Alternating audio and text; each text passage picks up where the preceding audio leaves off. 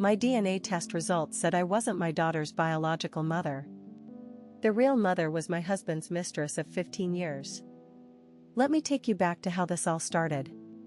For 12 years, I thought I had the perfect family. My husband David and I struggled with infertility for years before finally conceiving Emma through IVF.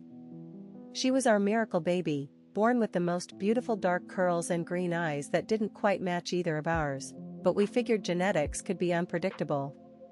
Emma was everything to me. Soccer games, bedtime stories, scraped knees I kissed better. David was a devoted father too, or so I thought. He traveled frequently for his consulting business, but he always made time for Emma's recitals and school events. The first strange thing happened last year. Emma needed surgery, and they required updated medical histories. When I mentioned my family's heart condition, the doctor looked confused. Are you sure about that genetic marker? It's not showing up in Emma's preliminary blood work. I brushed it off. Tests could be wrong, right? Then came the little things that didn't add up. David knew Emma was lactose intolerant before I figured it out.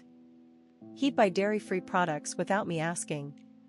When I questioned him, he'd say, "Lucky guess," and change the subject. The breaking point came 3 months ago. Emma caught the flu, and I took her to urgent care. The nurse practitioner mentioned doing a genetic screening for some new medication. Just to be safe, she said. We'll test both parents. David went pale. Is that really necessary? Something cold twisted in my stomach. Why would he object? It's routine, I said, giving him a look. Right, honey? He nodded, but his hands were shaking as he filled out the forms. 2 weeks later, my world exploded. The genetic counselor called me into her office alone. Her face was serious, professional, but I could see pity in her eyes. Mrs. Thompson, there's been an unusual result. You're not genetically related to Emma.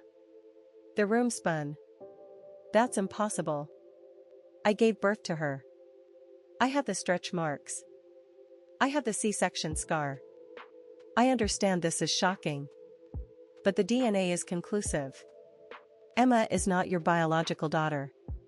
I drove home in a daze. How was this possible?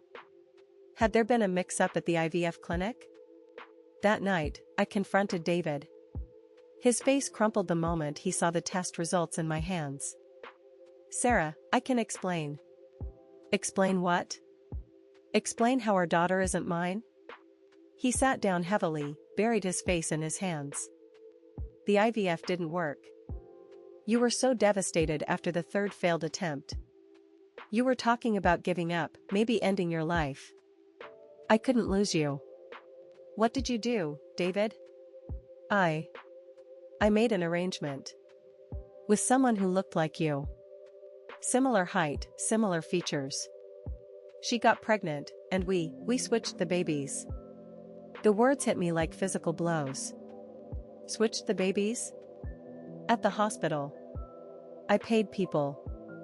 You were so drugged from the C-section, you never knew the difference. I couldn't breathe. The room was spinning.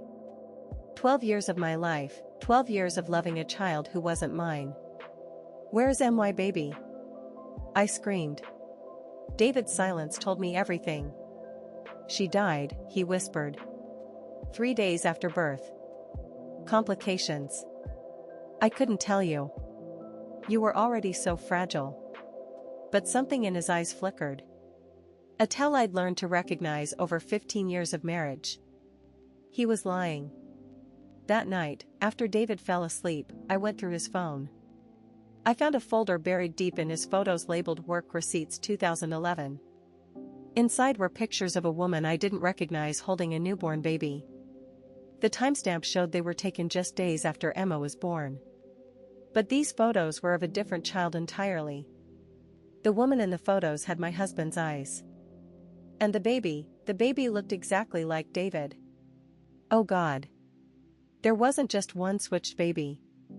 There were two. I hired a private investigator the next morning. Within a week, she found everything. David had been having an affair with his business partner, Rebecca, for 15 years. When both women got pregnant around the same time, me through IVF, Rebecca naturally, David saw an opportunity. Rebecca's baby died from complications, just like David said. But my baby survived. David gave my biological daughter to Rebecca to raise as her own replacement child, and gave me Rebecca's dead baby's hospital bracelet while I was unconscious, then brought in Emma, who was actually Rebecca's daughter from a previous relationship that David had been secretly supporting. I was raising the daughter of my husband's mistress, while my real daughter was being raised by that same mistress, thinking her dead baby was my child.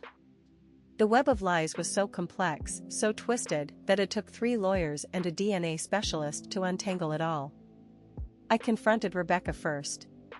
She answered the door holding a 12-year-old girl with my eyes and David's stubborn chin. "You must be Sarah," she said quietly. "I've been wondering when this day would come." My daughter, looked between us with confusion. "Mom, who is this?" My heart shattered and soared at the same time. This beautiful girl calling another woman mom, having no idea I was the one who carried her, who almost died bringing her into this world. Rebecca invited me in. Turns out, she'd been living with the guilt for 12 years too. "David told me your baby died," she said, tears streaming. "He said Emma needed a mother, and I needed a daughter. I thought we were helping each other heal." "But you knew," I said, looking at my biological daughter playing piano in the corner. "You knew she wasn't Emma." Rebecca nodded. "David brought me the wrong baby the first time. I told him this wasn't Emma. He said there had been a mix-up, that he'd fix it. Then he brought me Lily." She gestured to my daughter. "Said the hospital had switched their bracelets. David had orchestrated everything. The fake medical records, the bribed hospital staff, the falsified birth certificates. He'd created an elaborate shell game with our children's lives because he couldn't choose between his wife and his mistress, couldn't bear to lose either of us. The custody battle was a nightmare. But the truth was finally coming out.